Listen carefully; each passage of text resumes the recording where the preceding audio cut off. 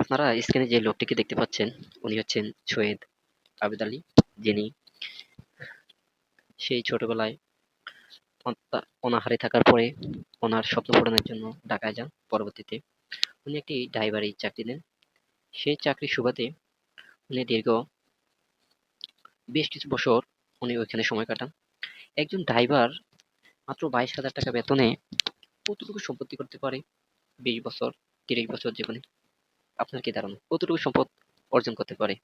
চলুন আমাদের সেই সৈয়দ আবেদ আলীর যে সামান্য উপার্জন, যাহার কোনো কোটি কোটি টাকা নাই, সেই সামান্য উপার্জনে আমরা কিছু বৃত্তান্ত জেনে আসি।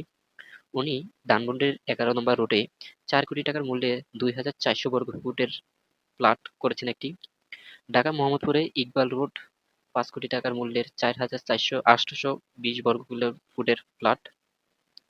মোহাম্মদপুরে নবোদয় হাউজিংয়ে সোসাইটি বি ব্লকে 10 কোটি টাকার মূল্যের বহুতল বাড়ি। মানিকগঞ্জের রাখোরা মৌজে 10 কোটি টাকা মূল্যের 20 বিঘা জমি। ঢাকায় বাড্ডার সাতারকুলে মৌজায় 10 কোটি টাকার মূল্যের 8 বিঘা জমি ক্রয় করেছেন। রাজধানীর প্রান্তপথে 4 কোটি টাকা মূল্যে 400 বর্গ ফুটের দোকান। রাজধানীতে 53তে বাইতুল মোকাররম 10 কোটি টাকার 300 বর্গের ফুটের দোকান।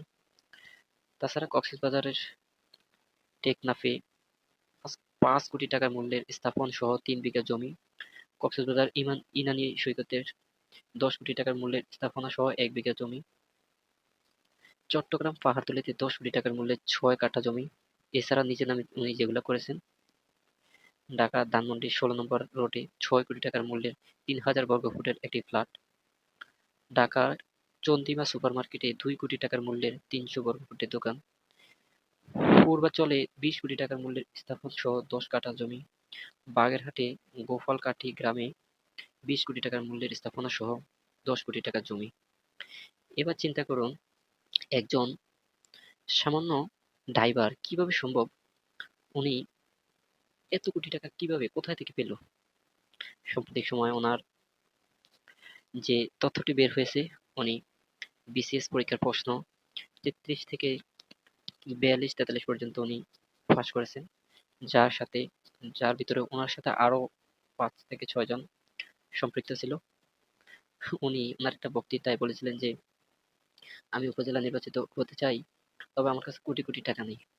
আসলে ওনার চেহারা দেখলে কেউ বলতেও পারবে না যে উনি সেই লোক, ওনার কাছে কোনো কোটি কোটি টাকা নাই, থাকাও সম্ভব না। এই জন্য সত্যি সত্যি সেই লাল সালু গল্পের মজিদ চাচা। সত্যি ওনার বেশভূষা দেখলে আপনি বিশ্বাস করতে পারবেন না যে সত্যি উনি কি এরকম কাজ করতে পারে আদৌ, ওনার মতো লোক। আহ, 5 ওয়াক্ত নামাজ পড়া লোক, কখনো নামাজ মিস করে না। যার ছেলে ফেসবুকে স্ট্যাটাস দেয়, আমার বাবা কখনো নামাজ মিস করে না। আর তার ছেলের কথা কি বলবো, বাবার কোটি কোটি টাকা আছে, কোথায় থেকে এই টাকা আসছে? সেই ওনার একটা বক্তৃতাতে বলছে, ওনার ছেলে একটা বক্তৃতাতে বলছিল যে, আমার বাবার কোটি কোটি টাকা নেই, একসময় আমার বাবার টাকা ছিল না, মাত্র 22,000 টাকার বেতনে উনি ঢাকায় এসেছেন। আজকে এত কোটি কোটি টাকা ওনার কোথা থেকে আসছে?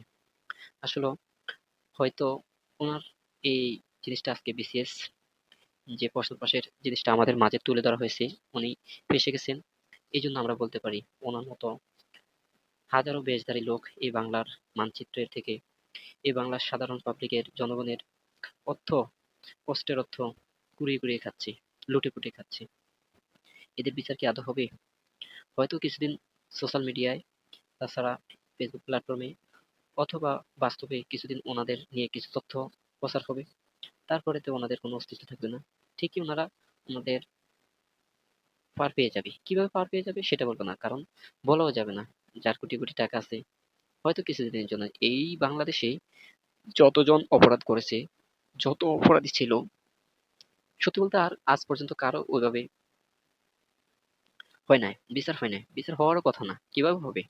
এই যে কিছুদিন পূর্বে এক ছাগল কাণ্ড দেখেছিলেন তো আপনারা, এক ছাগলের কাণ্ডের কারণে পৃথিবীর বাবা পৃথিবীতেই ভুলে গেছে ছেলেকে, বাবা পৃথিবীতে ছেলেকে চিনে না। কিছুদিন পূর্বে রাফসান্দা বড় ভাই নামে সেই এক বড় ভাই কি করেছে আপনারা তো দেখেছেন, তার বাবা কোটি টাকা লোন নিয়ে গাড়ি কিনে সেই সম্পত্তি পরিশোধ করে না। আসলে সত্যি বলতে তারা আছে, তারা থাকবে, তারা থাকবেই। তাদের কোনো কিছুই নেই, কারণ তারা চায় যে এই সমাজটা ধ্বংস হয়ে যাক। সেদিকে তাদের কোনো সমস্যা না। সমস্যা হচ্ছে একটাই, যে তারা তাদের লুটপাট চালাবে, চলতে থাকবে। যতদিন তারা আছে ততদিন এই লুটপাট চলতে থাকবে। আদৌ কি তাদের বিচার হবে কিনা সেটা উপরওয়ালাই জানে। কতটুকু বিচার হবে, এই দেশের মানুষ তো অনেক দেখেছে, কত দেখেছে। যারা এদেশ থেকে কোটি কোটি টাকা সম্পদ বিদেশে পাচার করেছে, তাদের আদৌ পর্যন্ত কখনো বিচার হয়নি। কিছুদিনের জন্য তারা সোশ্যাল মিডিয়া ট্রেন্ডিং এ থাকে, তারপরে সাধারণ পাবলিকও বলে যায়, আমরাও বলে যাই, সোশ্যাল মিডিয়াও বলে যায়, তারাও বলে যায়। তারা বলতে বলতে আবার তাদের সেই সঠিক পথে তারা চলে আসে। আহ, কি নুরানি চেহারা!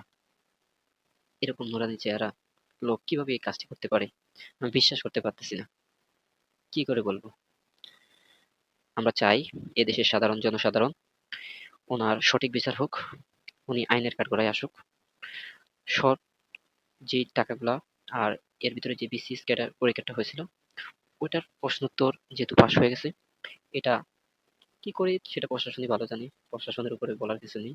আর বাংলাদেশের প্রশাসন, সেটার কথা নাই বলি, যেখানে দুর্নীতিতে জর্জরিত এই পুরো সমাজ, গুণে খাওয়া সমাজ, এই সমাজ কে ধরবে হাল, আদৌ বলা যায় না।